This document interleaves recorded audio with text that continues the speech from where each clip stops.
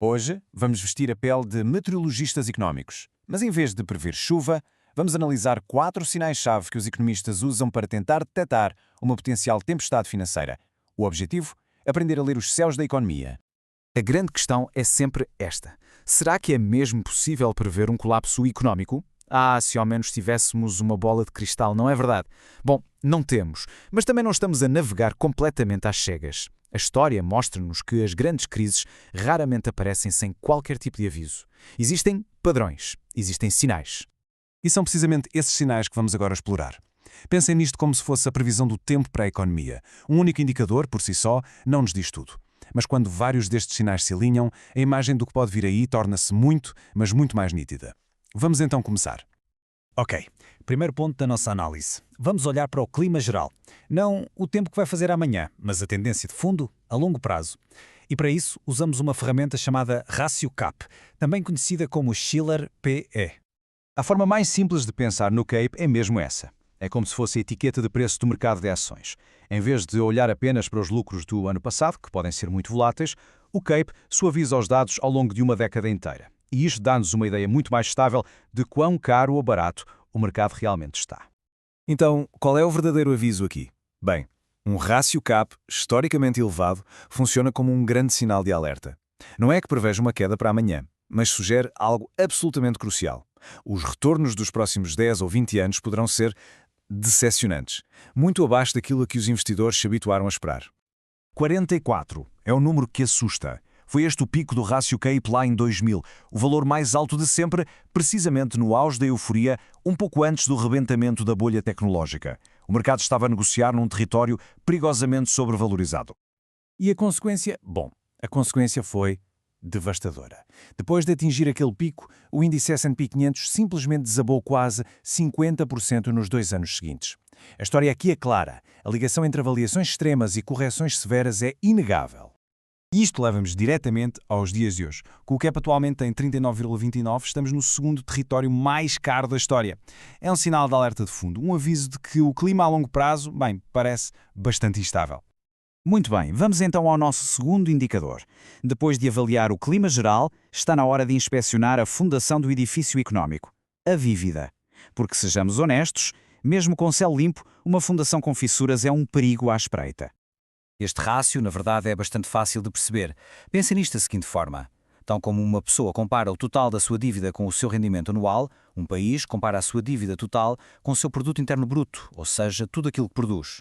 Um rácio elevado pode ser um grande sinal de vulnerabilidade. E a investigação o que é que nos diz? Diz-nos que há limites perigosos. Para as economias avançadas, uma dívida pública acima dos 77% do PIB tende a sufocar o crescimento. Mas atenção, o verdadeiro perigo, aquele que muitas vezes passa despercebido, está na dívida privada. Quando esta atinge níveis elevados, como os 143% atuais a nível global, o risco de uma crise financeira sistémica, do tipo que vimos em 2008, aumenta drasticamente. E porquê? Porque a dívida privada está diretamente ligada à saúde dos bancos e ao crédito, que é, no fundo, o motor da economia. Ok, já vimos o clima geral, já inspecionamos a fundação. Agora olhamos para o barómetro. Talvez o indicador mais famoso para prever uma tempestade a curto prazo. A inversão da curva de rendimentos. Numa situação normal e saudável, a lógica é simples. Os juros que se recebem por emprestar dinheiro a longo prazo são mais altos do que a curto prazo. Faz todo o sentido, certo? Estamos a imobilizar o dinheiro por mais tempo, a assumir mais risco, portanto, a curva sobe. Mas de vez em quando acontece algo que vai contra toda a lógica. A curva inverte-se. Os juros a curto prazo ficam mais altos que os de longo prazo. E o que é que isto quer dizer?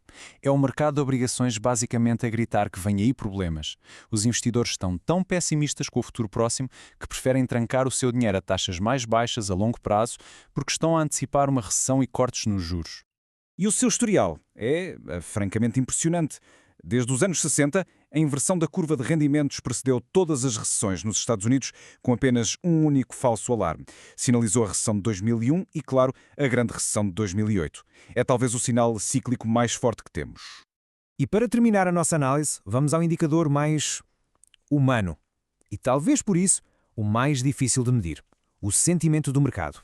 É como tentar sentir a mudança no vento um pouco antes da chuva começar a cair.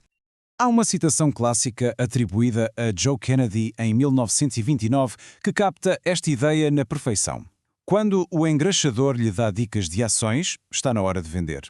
É o famoso indicador do engraxador, ou como algumas fontes mais modernas lhe chamam, o indicador da tia. A lógica é exatamente a mesma. A lógica por trás disto é simples, mas poderosa. Primeiro, a euforia espalha-se. Investir torna-se o tópico de conversa no café, nos jantares de família. Segundo, a saturação. Pensem nisto. Se toda a gente já comprou, quem é que resta para continuar a comprar e fazer os preços subir? E por fim, o pico. Este nível de otimismo generalizado é, muitas vezes, um sinal de que o mercado está perto do topo e que a prudência se torna essencial.